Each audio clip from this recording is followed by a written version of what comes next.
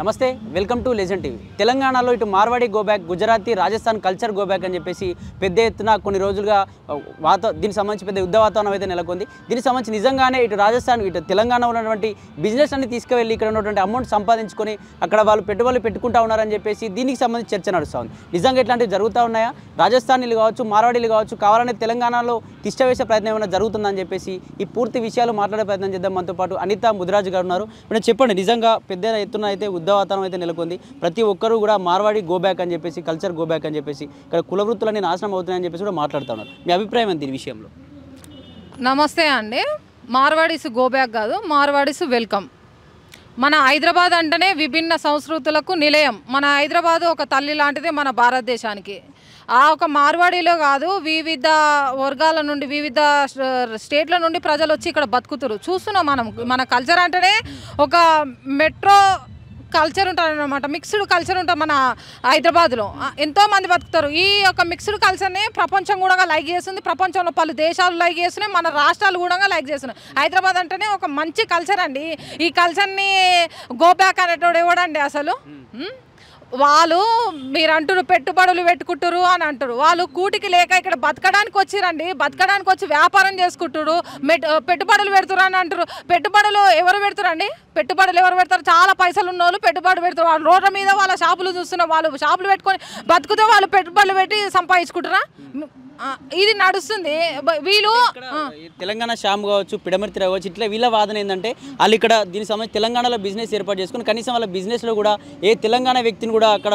పనికి పెట్టుకోవట్లేదు వాళ్ళు డబ్బులు సంపాదించి కనీసం ఫోన్పే గూగుల్ పే కూడా వాడరు కనీసం జిఎస్టీ ద్వారా దేశానికి డబ్బు చెల్లిద్దామంటే అక్కడ వెళ్ళి పెట్టుబడులు పెట్టుకొని గుజరాత్లో ఆస్తులు సంపాదించుకుంటారని చెప్పేసి కూడా వాళ్ళ వాదన వినిపిస్తూ ఉంది ఏం చెప్తారు మరి పెట్టుబడులు అంటారు మన దేశానికి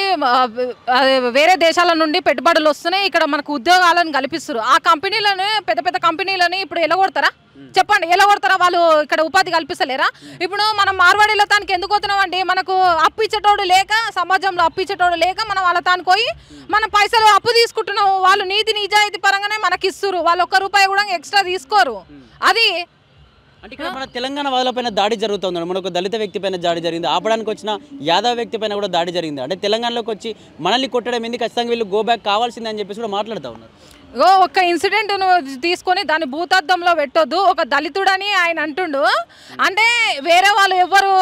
మానవులు అంటే కొద్దిగా అగ్రెసివ్గా ఉంటారు ఒక్కోసారి కోపం వస్తే ఒక చెయ్యి వేసుకురు అంతే దానికి చెయ్యి వేసుకున్నప్పుడు లీగల్గా వాళ్ళపైన యాక్షన్ తీసుకోవాలని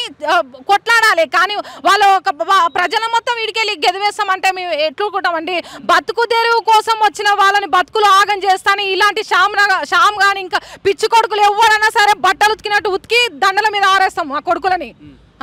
మనకు రాజ్యాంగమే 19వ ఆర్టికల్ చెప్తుంది బతకొచ్చు ఇల్లులు కూడా కట్టుకోవచ్చు ఈవెన్ జమ్మూ కాశ్మీర్లో కూడా ఈ కొడుకులు ఎవరండి ఈడ మన భారతదేశం అంటేనే ఎక్కడైనా ఉండొచ్చు ఎక్కడైనా బతకొచ్చు ఈ కొడుకులు ఎవరండి వీళ్ళు ఒక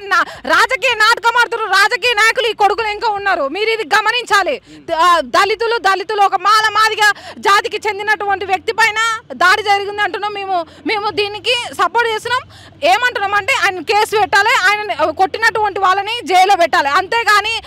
మాది కానీ సింపతి చూపించి ప్రజలను రెచ్చగొట్టొద్దు ఆ పిచ్చిన కొడుకులు ఎవరైతే ఉర్రో పాపం వాళ్ళు బతకనీకి వచ్చిర్రు కోటి కోసం కూటి విద్యలు అన్నట్టు అక్కడికి వెళ్ళి ఇక్కడికి వచ్చి వ్యాపారం చేసుకుంటూ బతుకుతారు మన తెలంగాణ ప్రజలు వేరే స్టేట్లకు పోయి బతుకుతలేరా వాళ్ళు కూడా మన మనోళ్ళని గెంటేసి ఎట్టుండో పరిస్థితి మీరు ఆలోచించండి ఒక రాజకీయ నాయకుడే ఒక తన సొంత నియోజకవర్గం కాకుండా పక్క నియోజకవర్గాలలో పోటీ చేస్తుండు ఒక ఎంపీ కానీ ఎమ్మెల్యే కానీ ఒక ప్రజలు ఇక్కడ వచ్చి బతుకుతే మనం ఆశ్రమం ఇవ్వలేమా మన తల్లి లాంటి హైదరాబాద్ ఆశ్రమం ఇవ్వలేదా ఈ పిచ్చిన కొడుకులు ఎందుకు చేస్తారండి ఇక్కడ వాళ్ళ వాదన ఏంటంటే కుల వృత్తులన్నీ నాశనం అవుతా ఉన్నాయి కట్టిక ఏదైతే తెలంగాణలో సంబంధించిన హిందువు చేసే పని కట్టిక వ్యక్తి చేసే పని వీళ్ళే చేస్తున్నారు చాకలి వ్యక్తి చేసే పని ఐరన్ డిపోని పెట్టుకుని వీళ్ళే చేస్తూ ఉన్నారు కుల వృత్తులన్నీ నాశనం అవుతున్నాయని చెప్పేసి వాళ్ళ వాదన వినిపిస్తూ ఉన్నారు కుల వృత్తులు నాశనం అవుతున్నాయింది ఇగో నేను ఇప్పుడు ఒక ముదిరాజు మా తల్లులు ఏం చేస్తారు పనులు అమ్ముతారు మా తల్లులే కాకుండా పక్కన కులాలు కూడా మాదిగా వేరే కులాలు కూడా పనులు అమ్ముతారు అంటే ఇక్కడ ఉన్న వాళ్ళే కుల వృత్తులు వేరే వాళ్ళు కూడా చేసుకుంటారు ఇప్పుడు అదే కనుమరుగు అవుతుందండి ఎవరంటే వాళ్ళు చేసుకుంటారు ఈ కుల వృత్తులు ఎవరు పడితే వాళ్ళు చేస్తేనే కాండి ఈక్వల్గా ఉంటుంది, డిస్క్రిమినేషన్ ఉండదు. వీళ్ళు అంటారుగా మాలమాదిగలు దళితులు వీళ్ళకి అన్యాయం జరుగుతుందని, ఇవన్నీ పోతేనే అందరు ఈక్వల్గా బతుకుతారు. ఏమైతే ఒకరు కులవృత్తి ఒకరు చేసుకుంటే నీతి నిజాయితీగా చేసుకుంటే మనం ఎందుకు అలాని ఇబ్బంది పెట్టాలి చెప్పండి. అంటే బతకడానికి వచ్చిన వాళ్ళు కూడా వాళ్ళు ఇండైరెక్ట్గా కూడా ఏదైతే దీనిపైన మాట్లాడుతున్నాం మార్వాడి గోబ్యాక్ అని మాట్లాడుతున్నారు, వాళ్ళకి బెదిరింపు కాల్స్, చంపేస్తాం పొడి చేస్తాం లేకపోతే మీరు లేకుండా చేస్తాం మీరెంత మీకు మా అంతా కూడా ఆస్తుందని అని చెప్పేసి చాలా బెదిరింపు కాల్స్ కూడా వస్తున్నాయి. వాళ్ళు కూడా అలా మాట్లాడడం కరెక్ట్ కాదు కానీ వాళ్ళ అభిప్రాయం వ్యక్తం చేస్తాం. అసలు అతను చూసి ఒక పెద్ద ఏజ్, ఈ శ్యామ్ అన్నట్టు ఆయన చాలా చిన్న ఏజ్, అతను ఆ ఏజ్ కూడా రెస్పెక్ట్ ఇవ్వకుండా అరే తోరే కొడితే మరి ఆయన కూడా కోపం వస్తుంది. కోపం ఈడ ఎంత ఉన్నా కానీ ఒక మాలమాదిగానే ట్యాగ్ వేసుకొని మేము దళితులని నేను వ్యతిరేకించట్లేదు, దళితులు అంటే మంచి అభిప్రాయం ఉంది, వాళ్ళు ఒక భారతదేశానికి ఆదివాసులు మూలవాసులు, వాళ్ళకు అన్ని విధాలుగా అందరితోని ఈక్వల్, వాళ్ళు కూడా వాళ్ళని తక్కువ అంచనా వేస్తలేను. కానీ వీడు ఒక మాలమాది కానీ ఏదో సింపతి కోసం ఒక వ్యక్తి పైన దాడి చేస్తే వ్యక్తి పరంగానే చూడాలి, అతని ఒక తక్కువ అని ఇంకా ఈడు తక్కువ వేసుకోవడం ఏందండి వాళ్ళ జాతిని. వాళ్ళు కూడా మాతో ఈక్వల్, ఇప్పుడు బీసీ వాళ్ళతో కావచ్చు రెడ్డిలతో కావచ్చు అందరితో ఈక్వల్. అది ఇటు మార్వాడీలు కావచ్చు గుజరాతీలు కావచ్చు రాజస్థానీలు గ్రామీణ ప్రాంతాల్లో కూడా దీనికి సంబంధించి పెద్ద ఎత్తున కూడా వాళ్ళు మోహరించారు, వ్యాపారాలు పెట్టుకుంటూ ఉన్నారు. ఈ వ్యాపారం వల్ల కూడా ఏదైతే ఈ కులాలు ఉన్నాయో కులకు ఇబ్బంది జరుగుతూ ఉంది. వచ్చే కాలంలో మళ్ళీ ఆంధ్ర గోపాం అని చెప్పేసి పెద్ద ఎత్తున కూడా మళ్ళీ ఉద్యమం వచ్చే ఛాన్స్ ఉంది, తెలంగాణ వాదులకు అన్యాయం జరిగే ఛాన్స్ ఉందని చెప్పి మాట్లాడుతూ ఉన్నారు. ఇగో ఇప్పుడు ఆంధ్రోలు మన తెలంగాణలో ఉండి ఎన్నో సంపదలను కొల్లగొట్టుకోరు, మన భూములను కూడా లాక్కోరు, దమ్ముంటే ఇప్పుడు ఈ సోకాలు కొన్ని మనుషులుగా ఆ మనుషులు వాళ్ళ తానున్నటువంటి భూములను రిటర్న్ తీసుకురామన్నారు. మన పచ్చడి పొలాలను ఆంధ్రోలు తీసుకోరు, అవి తీసుకురామండి. వీళ్ళు ఏమన్నా రియల్ ఎస్టేట్ పెట్టిరా, ఏమన్నా భూములు కబ్జాలు చేసిరా, ఎక్కడ ఏం సంపాదించుకురు వీళ్ళు మన వాళ్ళు రాజస్థాన్ గుజరాత్ పోయి బతుకుతలేరా మన తెలంగాణ ప్రజలు?